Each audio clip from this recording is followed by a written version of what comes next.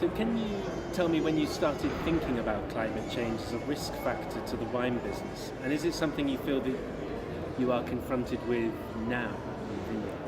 Well, I started thinking about it really when I arrived into the world of wine making. Yes. I've been in the wine tasting for many years. I started tasting wines and selling wine since the 80s, early 80s. Okay. But I was always in the wine tasting or wine discovering or evaluation, and I was really not close to the wine growing and wine making. And I really got into this in 2001. I was more a spirits person, as a matter of fact. Okay. Yeah, in the 90s, I was very much a spirit. I'm a keeper of the Krug, from yeah, whiskey. So, but in the year 2000, 2001, I really discover and I get into the world of wine making, wine growing, Yes. and into nature, into this connection. Because being in the wines and spirits for so many years, I have always been fascinated by the connection that exists between nature and the product Yes. in the wine Yes. industry. You don't have it anywhere else. Anywhere else, there is no product that illustrates nature as much as wine does. Yes. You see? So the first time I get confronted with the reality of warming climate is in Argentina, because I start working in 2001 in Argentina. And it is there where you realize that we've been there since 58, but this is, and Mendoza is a very dry place. It's, you have 200 millimeters of rain, which is very poor, and you really count with this snow being melted, but you have less and less snow. And already when I was there, now the last 5 years, it's been even, very, very impactful. But already when I was there, like in 2004, 5, 6, you were looking at this phenomenon of temperature going up gradually and water being very scarce.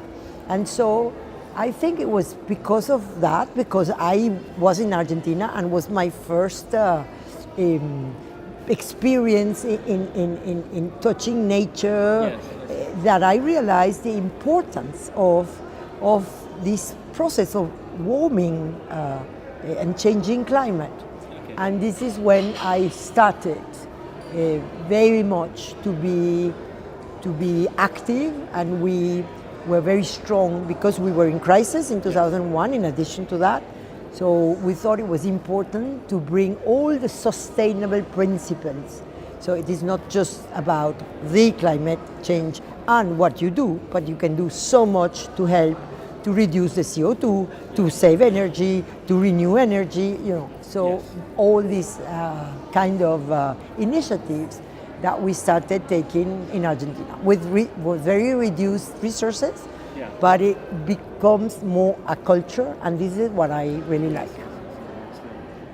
Okay, and can you give an example of the actions you've taken that have benefited Krug in responding or adapting to climate change impacts? So this is the case of Krug. In the case of Krug, what we have seen, and it's interesting because it's the parameters that are given by CVC, that is, you have a 0.7, almost 1 degree of alcohol more in the wines, and almost 1 less of milligrams in the grams of acidity, Yes. of freshness, you see? So you have less freshness and higher alcohol.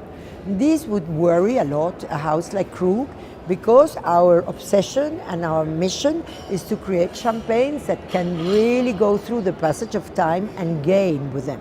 And to do this, you need a high freshness. Yes. This is like a person.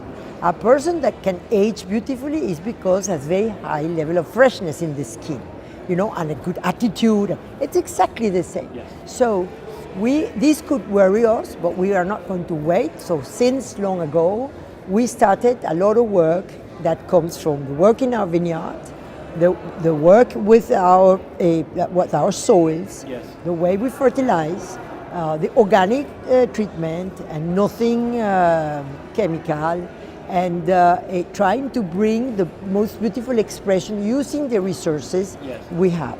And in addition to that, We have, of course, all the mechanical weeding, no, but with electrical tractors. So we are sure we don't add CO2 because of the tractors. If they're not electricals, you can really do more bad than good.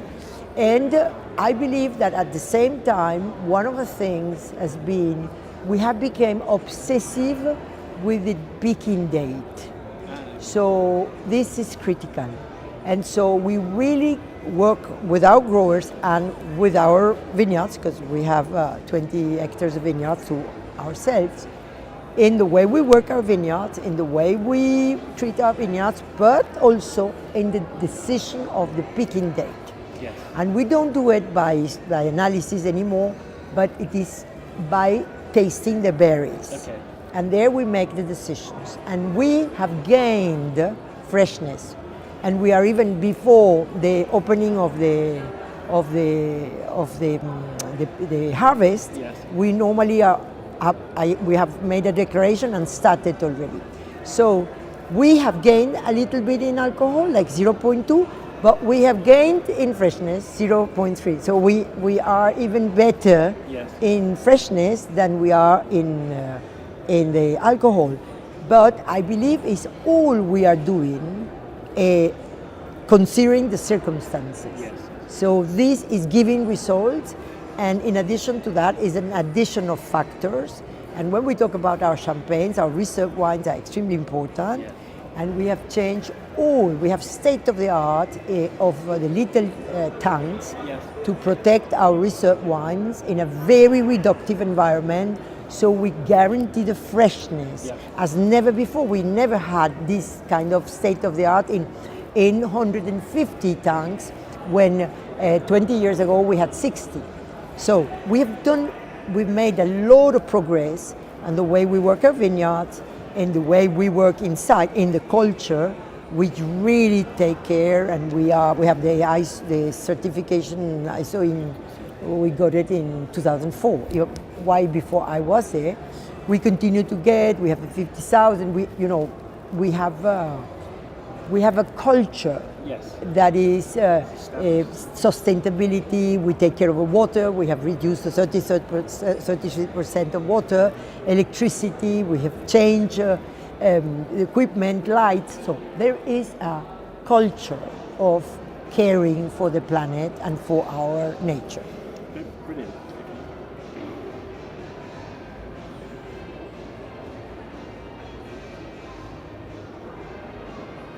New data sources offer advanced climate profiling and forecasting. How do you see the role of this kind of resources in wine production impacting wine estates that might today be valued far higher than they... Tell me again, because I hang on, don't... sorry. That's a question for the corporate guy. It's different. Well, you've just answered the last question, this question, so I'm going to go to the next one. Mm-hmm. A lot of work is going into varietal and clone research, and temperatures are changing as the heat gradient moves more northward. Surely this means we have to expect style changes in wine. Is this something you're concerned about in terms of the protection? We talked about freshness, but eventually, will the wine change if you're going to use it? Well, the truth is, I think it has changed. There is an evolution. But it changes because we become more exigent, because we're really trying to get the maximum of every plot. Probably 30 years ago, this was not in the mind of anybody. And so there is a change, there is a progress in the way we work with our vineyards, in the way we deal with our wines, in the way we have 3 times the reserve wines we had in the past. But we have been discussing this a lot lately, the importance of trying to keep this balance. How we are sure that we keep this balance. Yes. And we would say that until today, 20 years after, we realized that this was starting more evidently. We can say we have made it happen, because you are in Champagne. Yes. And Champagne is very Nordic still, you still have a way to go. Then when we talk about Argentina, You know, what did we do to be able to continue to deliver beautiful wines, expressing Malbec in the way? Well, we had to go into new plantations. We had to go 200, 300, 500 meters up, you see, to avoid, to get the freshness and the finesse, because when you go in the 900 meters, it's too hot. And so there, you protect the style because you invest, because you have gone from the dripping system, the irrigation system into dripping by block.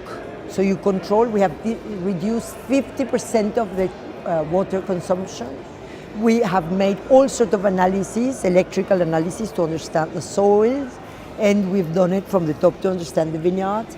And so there is a lot of work that is being done, viticulture of precision, that compensates, and in addition to new plantations and new altitude, that compensate the warming process. But it's a risk. It's something that is in our mind permanently. And especially in Champagne, where you have that heritage. And sort of, but Champagne still, you are very Nordic, and I believe there is a lot still we can do.